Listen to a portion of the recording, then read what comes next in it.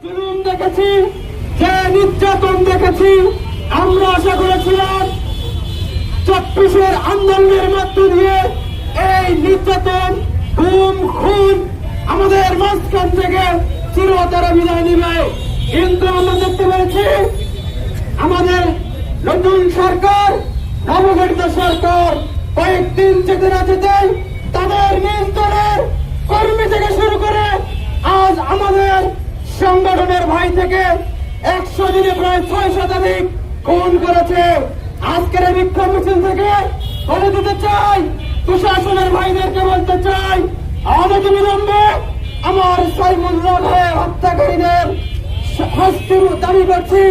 এবং সেই সাথে আপনারা জানেন সাইমুল্লাহ ভাইয়ের সাথে আরো একজন ভাই আমাদের আহত হয়েছে, সালাউদ্দিন ভাই। তিনি গুরুতর অসুস্থ অবস্থায় ঢাকা এমকেসি হাসপাতালে ভর্তি হয়ে আছেন।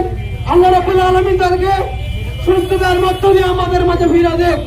আমরা আজকের এই সাংবাদিক এবং হলুদ সাংবাদিকদের বলতে চাই, যারা সংবাদের নামে হলুদ মিডিয়ার কাজ করছেন তাদেরকে আমরা বলতে চাই, আর কতদিন তাড়াতাড়ি রাজনীতি করবেন?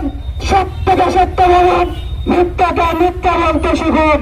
সংগ্রামী উপস্থিতি, আজকের এই বিক্ষোভ মিছিল থেকে একটাই, আর নয় প্রতিরোধ, এবার হবে প্রতিশোধ। আমরা বলতে চাই, আর আমরা প্রতিরোধ নয়, আমরা শক্ত হাতে দমন করতে চাই। আমরা প্রয়োজনে রক্ত দিয়েছি, প্রয়োজনে আরো রক্ত দেব, তবু এই বাংলার জমিন থেকে পিছপা হবে না। আজকে আমাদের রক্তদানকে যদি কেউ দুর্বলতা মনে করেন তাহলে তারা এখনো প্রকাশ স্বর্গে আছে। আমরা বলতে চাই, রক্ত দিয়েছি। সর্বশেষ আমরা আমাদের ভাইয়ের ন্যায় বিচারের মধ্য দিয়ে আজকে দাবি করছি। এই বলে আমি আমার কথা শেষ করছি। আসসালামু আলাইকুম।